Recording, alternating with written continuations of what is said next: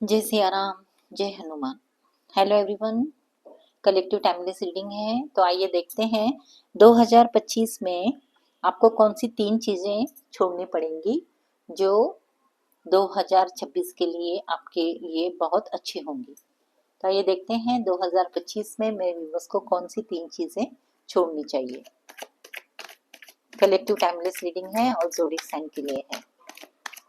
Divine universe please मुझे guide कीजिए 2025 में मेरे व्यूवर्स को कौन सी 3 चीज़ें छोड़नी चाहिए जिससे उनका 2026 बहुत अच्छा जाए।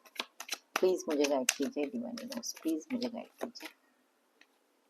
मेरे व्यूवर्स को 2025 में कौन सी चीज़ें छोड़नी चाहिए जिससे उनका 2026 बहुत अच्छा जाए।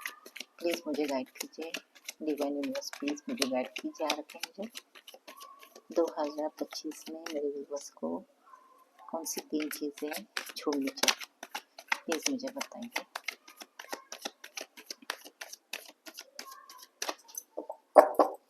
दो हजार 25 को मेरे व्यूअर्स को कौन सी चीज़ छोड़नी चाहिए। 5 of wands, queen of pentacles,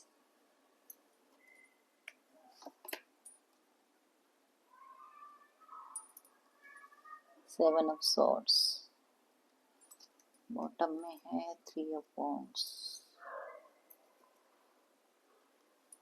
तो देखिए 2025 में आपको पहली बात, अगर आपसे कोई लड़ाई झगड़ा करे, अगर आपको कोई भड़काने की कोशिश करे, अगर आपको कोई ज़्यादा उकसाने की कोशिश करे, उनकी बातों में नहीं आना है। दूसरों की बातें सुनकर आपको किसी से लड़ना झगड़ना या फिर उनकी बातों में नहीं आना है। और दो आपको किसी की बातों में नहीं आना है और ना ही किसी की बातें सुनकर उन पर विश्वास करना है। जब तक आप खुद अपने कान से ना सुनो और अपनी आंखों से ना देखो, तब तक आपको किसी की बातों पे नहीं आना है। किसी का सुन के किसी के साथ कभी भी कोई लड़ाई झगड़ा नहीं करना है। अगर आप ऐसा कुछ करोगे तो आप उनकी सुन के किसी दूसरे की सुन के किसी तीसरे से लड़ना झगड़ना शुरू करोगे तो उसमें आपका ज़्यादा नुकसान होगा। सब मिलके आप ही के ऊपर सारे इल्ज़ाम आपके ऊपर आएंगे। तो आपको पहली बात ये छोड़नी है कि दूसरों की बातों पे नहीं आना है और किसी से लड़ाई झगड़ा नहीं करना है। और दूसरी बात, आप जो अपना फाइनेंस में काम करते हो और आपका फाइनेंस बहुत अच्छा है, स्टेबल हो, आप दिल के भी बहुत भोले हो, मेहनती हो, काम करते हो, बहुत ही स्टेबल भी हो, लेकिन आपको क्या है, आपको मतलब आपके अंदर इमोशन बहुत सारे हैं। तो आप अगर प्रैक्टिकली बाहर काम कर रहे हो तो आपको प्रैक्टिकली रहना चाहिए वहाँ पे, उसमें आपको इमोशन नहीं डालने चाहिए। अगर आपने उसमें ज़्यादा इमोशन डाल दिया आपने तो आपको किसी भी चीज़ का नुकसान हो सकता है।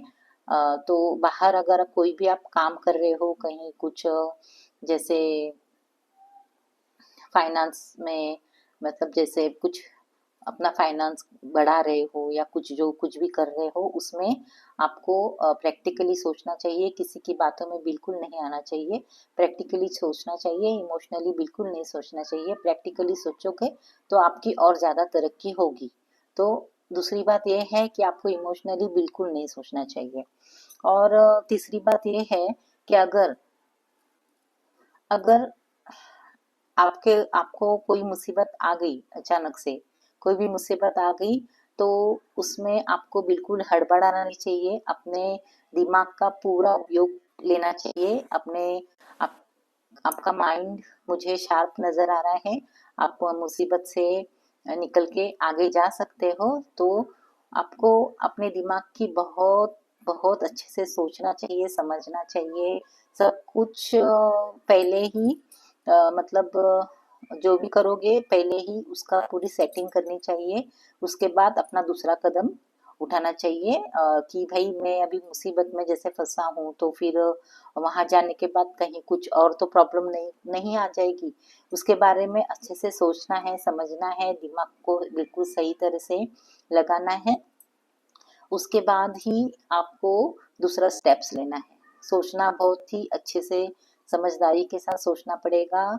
पूरी क्लैरिटी होनी चाहिए आपकी डिसीजन में, तो आप बहुत ही आसानी से मुसीबत से आगे बढ़ सकते हो। तो आगे बढ़ सकते हो। और मुझे ऐसा नज़र आ रहा है कि 2026 में आपका बहुत अच्छा प्रमोशन होने वाला है, आप बहुत आगे बढ़ने वाले हो। अगर आप बिजनेस करते हो तो बाहर गांव भी जाकर आप अपना बिजनेस को सेट कर सकते हो, और अपने बिजनेस को बाहर जाके सेट कर सकते हो। आपका बिजनेस बहुत ही फेमस होने वाला है। अगर आप काम करते हो तो आप बहुत अच्छा काम करते हो, आपकी काम में प्रमोशन हो सकता है और बहुत तरक्की हो सकती है 2026 में आपकी।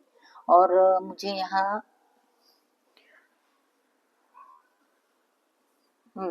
तो मुझे यहाँ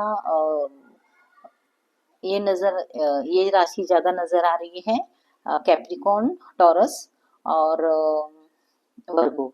ये ज्यादा राशि नजर आ रही है जैसे और जोडिक साइन के लिए है ये।